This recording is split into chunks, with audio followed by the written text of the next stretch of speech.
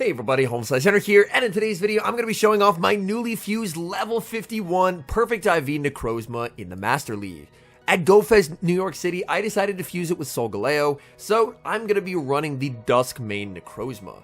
It has the exact same typing as Solgaleo. It's a Psychic Steel with the moveset of Shadow Claw, Dark Pulse, and its Legacy Steel move, Sun Steel Strike. This thing is unbelievable. Instant top Master League meta. Think of it a bit like Solgaleo, but with a lot more neutral play into water types. So without further ado, let's hop into the matches and let's check out this Mon in action.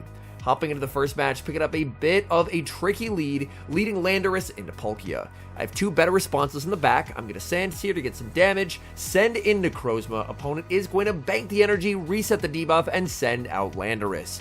Now this is the goal of the Dusk main save switch, baiting out the Landorus. Sand Seer Storm is going to do massive damage, but part of what makes Dusk main so deadly on the save switch is the threat of the Sun Steel Strike. Even debuffed, that would be knocking out the Landorus there, so they're forced to commit the shield. I'm going to commit a shield back because I can make it to the Sun Steel. This Sun Steel is 2 stages debuffed onto the Landorus. It still nearly KOs the Shadow Claw after does, and that is a Steel type flipping switch against the Ground type. In comes Ho-Oh, and being down energy does make this uncomfortable for the Landorus. They have a lot of energy here. I don't think they're going to risk calling a bait when they have 80 stored energy, so I will bait with the Sand Seer, and I'm able to grab a shield from the opponent. They're going to save energy on Ho-Oh, send in the Palkia, and I respond with Dialga Origin. I know that I can survive whatever they throw here. They're going to fire off the Aqua Tail and make the last second Spatial Rend. Spatial Rend will come very close to knocking out here. I can barely hang on. In comes Ho-Oh. I'm unable to make the Roar of Time, which is a little bit unfortunate. But the good news is that Ho-Oh can never hold 2 charge attacks. So I can bring the Landorus. I'm 1 off of the Stone Edge, so I can commit the shield as they go for the Brave Bird. And then fire off the Stone Edge, and Stone Edge is going to be enough to easily knock out the Ho-Oh and take the Game 1 victory. Another match, another loss lead, Landorus versus Kyogre. And again, against these water types, this is where Duskmane can shine compared to something like Solgaleo. Duskmane I would typically prefer in the 0 and 1 shields and more in a save switch role, whereas Solgaleo I find to be better in the 2 shield due to Psychic Fang spam. Here the opponent tries to catch a Dark Pulse, and that is a full one-shot with a Sun Steel Strike. This move is 135 base damage, so if it connects, it makes its presence felt. It's so powerful that even against something like a Mewtwo where Dark Pulse is super effective, Sun Steel Strike is still going to be the preferred move. They're switch locked, they're unable to save Kyogre. In the back, it's Primarina. I check the fast move, and it's Charm. Charm Primarina is a Pokemon that I think is quite good in the current Open Master League meta, but unfortunately, even up a shield, it is thoroughly miserable against Landorus. Opponent is going to be firing off the Disarming Voice, but Landorus just has such a tremendous pacing advantage in this matchup, and Landorus can just spam out Sand Seer after Sand Seer after Sand Seer. The poor Primarina has no way of resetting a debuff. These charms are doing absolutely nothing. Oh my goodness. Go for a third Sand Seer as well. Opponent is forced to throw because they still cannot get the farm down. And with their attack as low as it is, I have nothing to fear with Dialga, so I can just send in Dialga, Dragon Breath down, and secure the win. We move to the next match. Decent lead, Landorus versus Ho-Oh. Ho-Oh staying in this matchup, and whether to bait or to nuke is always a bit of an interesting choice. I'm a little bit conflicted on it. Sometimes I bait, sometimes I nuke. This time I nuke, and I immediately wish that I had baited, as my opponent does end up committing the shield. I am going to shield. Opponent will go for the Brave Bird. I'm going to farm up energy. They're going to send out Xerneas. I'm going to bank a ton of energy and send out Duskmane. Duskmane is glassier than Solgaleo. So, as we're going to see, close combat will do more to Duskmane than something like Solgaleo, but the nice thing is Duskmane from full health can still survive Geomancies plus 2 close combats. So the close combats will get me very low, but I'm going to be able to double up on Dark Pulses, and now my opponent can't shield, because if they do, I just have another Dark Pulse ready to go. They can send back in the Ho-Oh. Unfortunately, I'm going to fall just short of the Sun Steel Strike. If I did 2 Shadow Claws and tried to get to the Sun Steel, I'd be risking damage registration error, which is not really something that I want to risk. I'm already at 100, so I will just go for the Stone Edge. The Stone Edge is going to be shielded. Opponent is going to be firing off their charge attack. I think about it, but I decide that I do think that I need to shield. They switch out, they send in Dialga, and that is going to make this endgame a lot simpler. I can Sandsear and just farm all the way down with my Dialga, and I will be in a winning position here, because the opponent shouldn't make the Draco.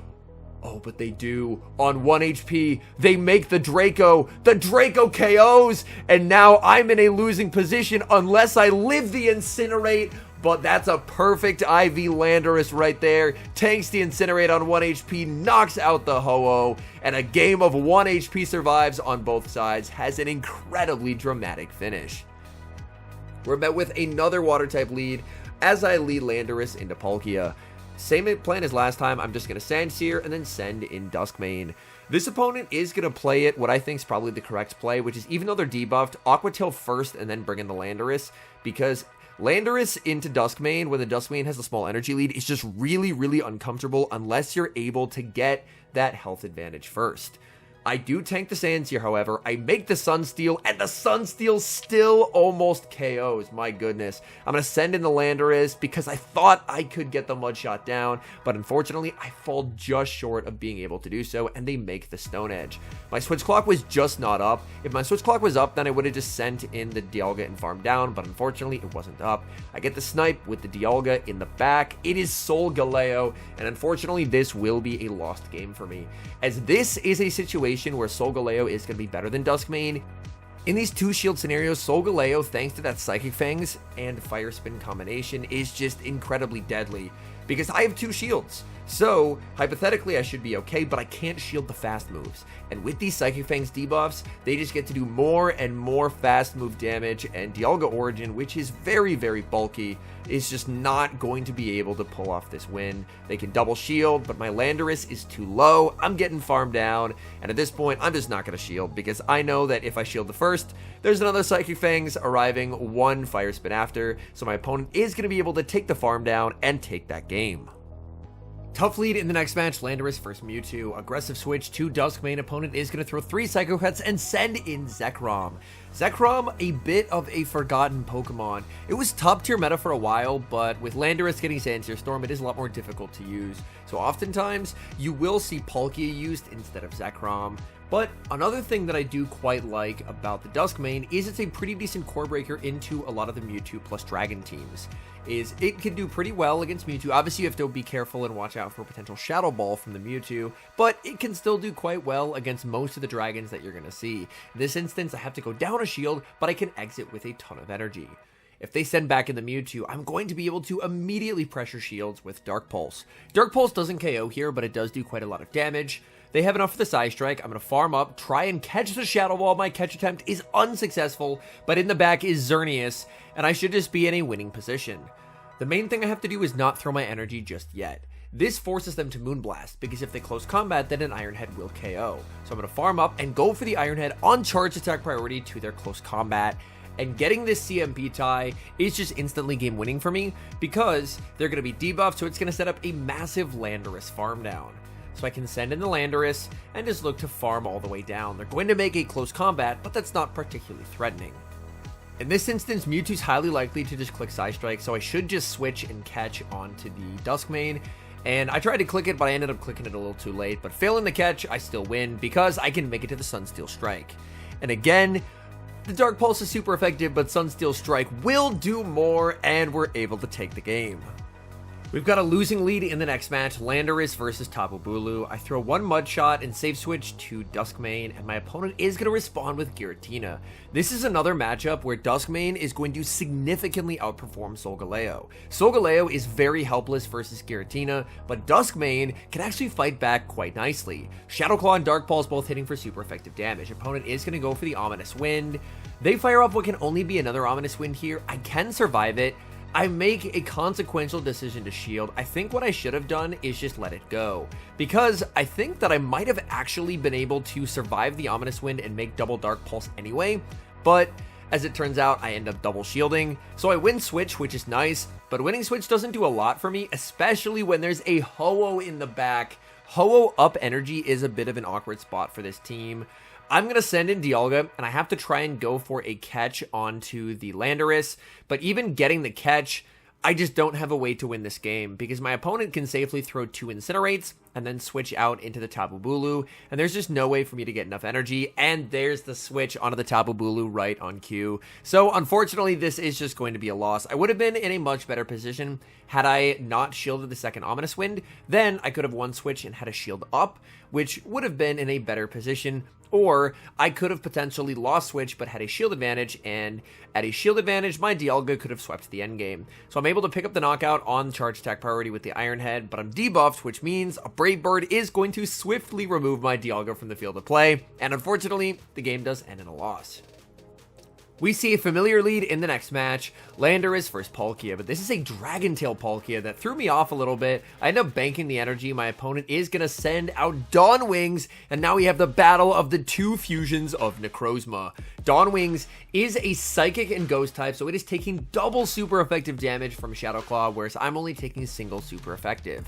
So this is honestly not a bad spot to see the Dawn Wings, and I'm actually able to farm it all the way down and exit with a ton of energy. In the back, my opponent has a lion of their own. It's Solgaleo. Solgaleo going to take massive damage from the Dark Pulse. I make it to yet another Dark Pulse, and this thing is just an absolute menace. In comes the Palkia. I can switch back into the Landorus, and since it's their final Pokemon, I should always just apply pressure here by debuffing them with the Sandsear Storm. I'm going to let this through. They're going to fire off the Aqua Tail. Aqua Tail will pick up the knockout, but I can just send in Dialga. They're debuffed, so I can tank the debuff Spatial Rend and just fully commit to a farm down here. Spatial Rend, even when debuffed, still does a decent amount of damage, but Dialga is going to be able to clean up that game. Hopping into the next match, great lead Lando versus Dialga. Opponent save switches to Mewtwo, and I respond with Dusk main Necrozma. If Mewtwo is able to Side Strike bait, then landing a Shadow Ball becomes a lot more of a reality. I shield, and it's a Focus Blast Mewtwo, so the opponent is not opting to run Shadow Ball. I do think Shadow Ball will become a lot more common on Mewtwo once Necrozma does have its global release, which will be this weekend at the time of recording it. I went for an Undercharge on the first, but after they shielded it, I was thinking, you know what, I'm just going to double shield here, and I can farm all the way down, because I'm going to be able to exit with a lot of energy. And energy on Dusk main just goes absolutely everywhere. It's really hard to wall this energy. Steel isn't the greatest offensive move ever, but overall, this thing just puts in a tremendous amount of work. I'm already at 2 more Dark Pulses versus the Dialga. Dark Pulse number 1 will connect. I'm going for Dark Pulse number 2, and I think with the Shadow Claw, this will KO, and it does KO. In the back, it's going to be Kyogre. Kyogre looking for a farm down, and I make the Sunsteel Strike. This is resisted, but it will do more, and that's Dusk main KOing 2 3/4 Pokemon by itself. They're going to go for the Blizzard, so I opt for the funny ending of catching the Blizzard onto Landorus where it's double super effective. So that's going to be goodbye to the Landorus. Opponent just going to stop tapping on the Kyogre, and Dialga is able to take the win.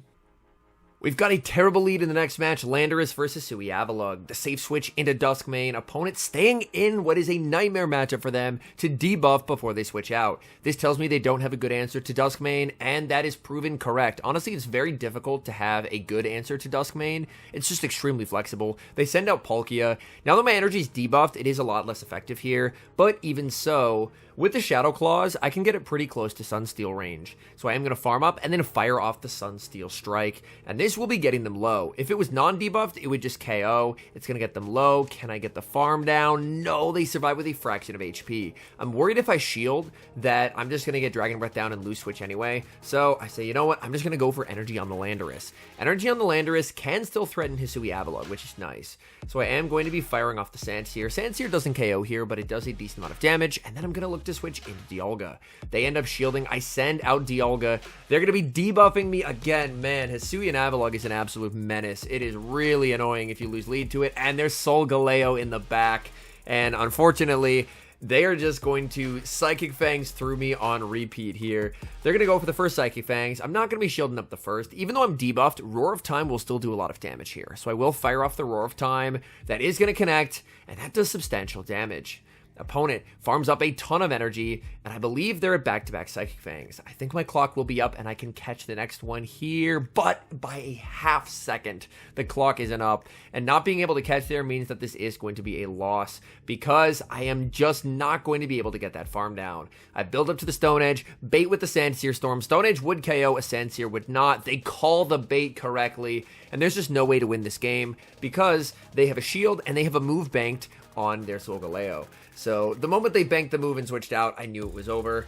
And I have Dialga, but it's not going to matter. My only hope was that for some reason they overtapped and I could farm down, but that's not going to happen. So unfortunately, this is going to end in defeat.